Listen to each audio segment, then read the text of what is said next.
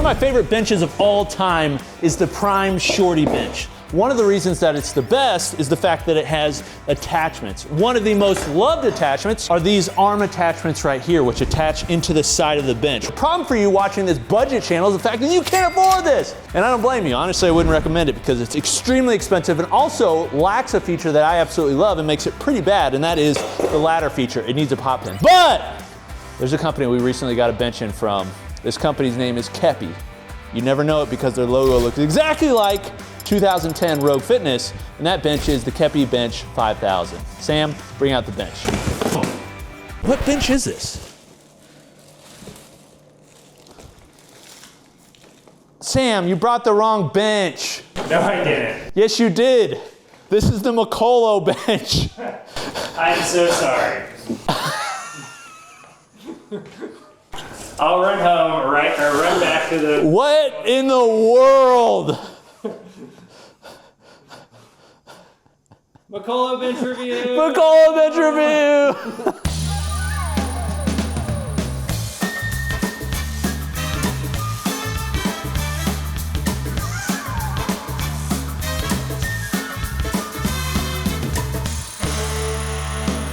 Hey guys, it's Coop from Budget Gym Co-op. Welcome if you like gym equipment, specifically building a home gym on a budget. This is the freaking channel for you. I'm in my garage. This is kind of my temporary setup. If you'd like to see a future video on a new setup that I'm building, check it out on Garage Gym Reviews. But we're gonna unbox this bench and compare it.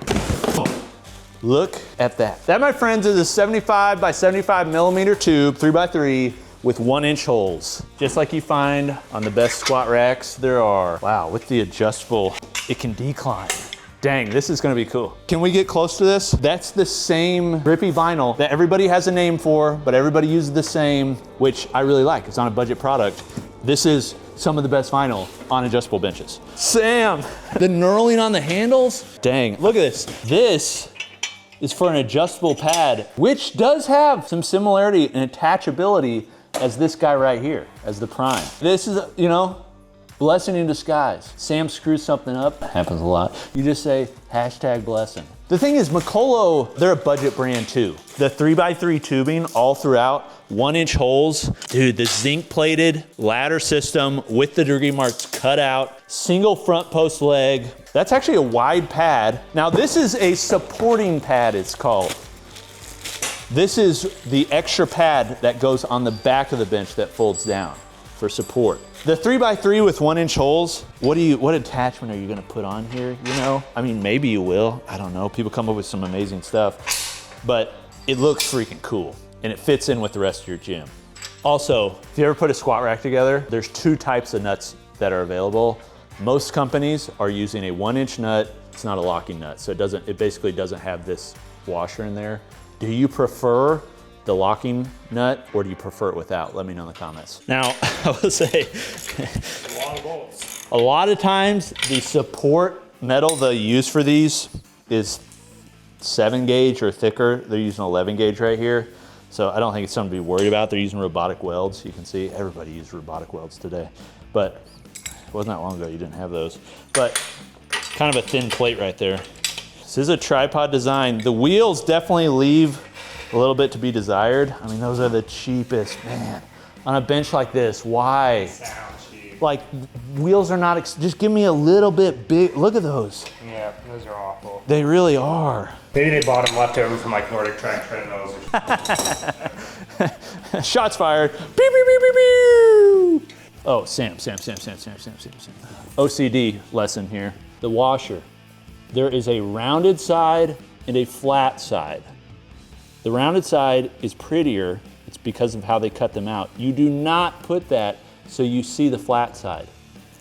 You do excellence in everything, rounded side up. Makes sense. Thank you, Pastor Coop. It does have an angled front pad. One thing I found with a lot of the more budgeted benches, a lot of times they do not have an angled front pad. So it's like just a square block. People's lower body does not come to a block, it comes to a point. So being able to have that is nice. The bench, it's like, it's a little bit higher end, but not crazy. That is like, in my mind, the king right now is the Rep Nighthawk. $450. It's not 200 bucks, 300 bucks, but you're getting a bench from a company that's actually gonna service it, and it's a really good bench. All right, we're in, baby. First off, rollability, check. Really cheap rollers, but an adjustable bench in a home gym, you're moving constantly. Having wheels matters. So being able to move back and forth is really nice. Next, front pad. Multiple adjustments, 0, 10 degrees, 25 degrees. I will say one thing you're probably noticing, that gap, my goodness. The gap does not need to be that big. Now, there may be something okay here. You have this multi-pad. This allows me to bench on the back pad without using the gap at all. I don't have to use this front, like it's long enough, but it's just long enough. I'm 5'9", if you're much taller than me, you may have either your butt or your head hanging off. Knurling on the handle, they're definitely going for the features here. Grip pad, the ability to decline with multiple increments. The lowest one, probably a -15 is what we're looking at here. You know, most benches do not decline. And then the multi-purpose pad. With this pin, I just want to say I hate these type of pins. I want it to be integrated all the way in. Not a crazy deal, but it would be nice if it's fully integrated. That said, this is magnetic, which is a nice little touch. So this goes back into multiple holes for different movements. Let's see, does it go all the way in? It does go all the way in. Oh, that's nice. That's really nice. You know why this is nice, Sam? You don't. You don't. No, why do you think it's nice? So if you're wanting to do rows off your rack. Nope. Try again. This orientation. Military. Exactly, Wyatt. Exactly. This allows you to do an overhead press, and you don't have a back pad, so you can get your head out of the way. That is an underrated feature, my friends. It's one reason I like the Ironmaster bench, because I can do a overhead press without having a huge pad on my back. It's one reason the Shorty bench, one I showed in the intro, is so nice. Allows you to do it. Dang. Let me get some dumbbells out. Let's use it a little bit. I don't like that. Okay, that's due to a really small front foot. So all your weight's up front.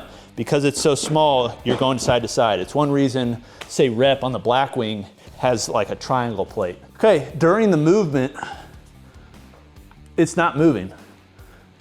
Back pad feels, dude, it feels fantastic. It feels like a military bench that you'd find in a commercial gym. It's nice, it's nice. All right, let's bench. See, this is something that does annoy me. They could have put more cutouts. My favorite degree for incline, 35 degree. One right here, not 30 degree, 35. Let's try incline.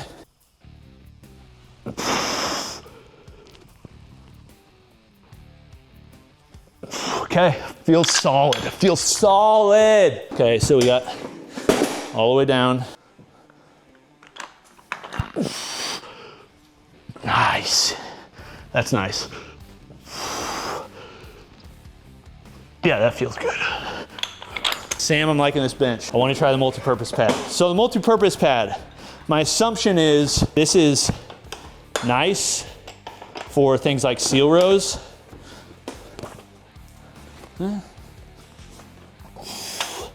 This is nice. This could replace, you know, your Bulldog pads of the world, the seal row pads used on benches. I wonder how this would feel though on curls. Got a lot of angles to play with. That's nice. Oh yeah. I mean, technically, if you want to get your arms really tight, depending on what you're using for weight, but like an easy curl bar, it's just be a little bit too tight. Last thing I haven't tried, standing up. Okay, Sam, good bench. Depending on the price, could be a great bench. Sam, can't tell by your face. What's the price? I do have one call out before we do anything here. So reading through their website, you'd mentioned earlier you were guessing it was 11 gauge steel. Yeah, it's 12 actually gauge. 14 gauge steel. 14 gauge, okay. 14 gauge steel. Maybe why it's so light. Thinner steel, I actually don't mind because it should lead to a lower price, especially because it ships less, makes it weigh less. You don't need 11 gauge weight capacity. That, I'm guessing that would be able to hold. They're claiming 1,500 pounds. Okay, So it can hold headrest capacity of 300 pounds. Okay, well that's the back part. Yeah, that's basically doing seal rows. So don't do seal rows over 300 pounds. And okay, are you ready for the price? Yeah, I'm kind of nervous. $460. Oh, it's like right there. Here, look, is it on Amazon? See, one of the things with Mikolo and some of these brands is on their own sites, they price them way higher. They also often have like a 20% discount code. Yeah, here's what I'd say, at $470, I don't think so. I would probably get the Rep Nighthawk over this one. Man, there's a lot I liked about this bench. If it was around that $400 range, I mean, I'd recommend it.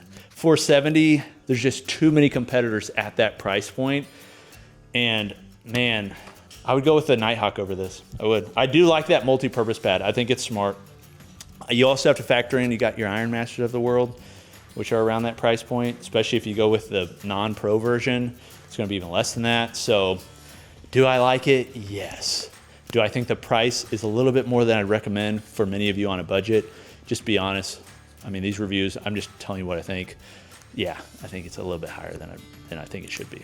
Mikolo, if you want a Miko yes and not a Miko no, bring that dollar down to 400. This has been Coop from the Co-op. Let me know what you think of the bench. Would you like to see a review of the Kepi bench? Like we thought we were gonna do? Let me know in the comments and we'll do that. Make sure you subscribe. See you next time. Peace.